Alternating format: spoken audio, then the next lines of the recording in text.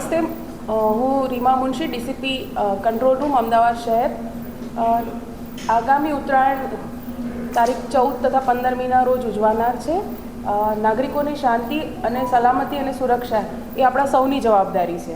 આગામી ઉત્તરાયણનું પર્વ શાંતિ અને સલામતી સાથે ઉજવાય તે હેતુસર માનનીય ડીજીપી શ્રીનાઓની સીધી સૂચના હેઠળ અમદાવાદ શહેર પોલીસ કમિશનર શ્રીના માર્ગદર્શનમાં અગમચેતીના પગલાં રૂપે કામગીરી શરૂ કરી દેવામાં આવેલ છે. તારીખ 21/12/2024થી 8 દિન સુધી જનજાગૃતિના કાર્યક્રમો કરવામાં આવેલા છે. વિવિધ પ્રકારના ચાઇનીઝ દોરી, ચાઇનીઝ માંજા, ચાઇનીઝ તુક્કલ, પ્લાસ્ટિક દોરી, નાયલોન દોરી, ગ્લાસ કોટેડ દોરી વગેરેના ઉત્પાદન, વેચાણ અને સંગ્રહ કરતા જે કોઈ પણ વ્યક્તિઓ છે તેવા વિવિધ 48 જેટલા કેસીસ કરવામાં આવેલ છે.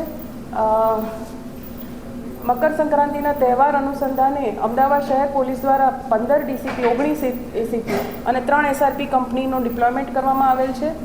શહેરીજનો શાંતિ અને સલામતી સાથે આ પ્રવૃત્તિ કરે તથા કોઈ અનિચ્છનીય બનાવ ન બને તે માટે પોલીસ દ્વારા લેવામાં આવેલા તમામ તકેદારીના પગલાંમાં સહકાર આપવા માટે આપ સૌને મારી વિનંતી છે. નામદાર ગુજરાત હાઈકોર્ટ દ્વારા કાચ પાવેલા દોરા, પ્લાસ્ટિકની દોરી, ચાઇનીઝ દોરી તે તમામ ઉપર પ્રતિબંધાત્મક આદેશ કરવામાં આવેલ છે.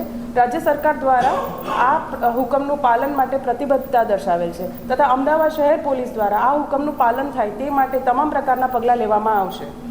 ચાઇનીઝ માંજા, તુક્કલ અને આ પ્રકારની પ્લાસ્ટિકની દોરીઓના વ્યક્તિઓ અને પક્ષીઓના માટે ખૂબ જ જોખમી છે તથા તેના ઉપયોગ કરવો એ સજાપાત્ર ગુનો બને છે.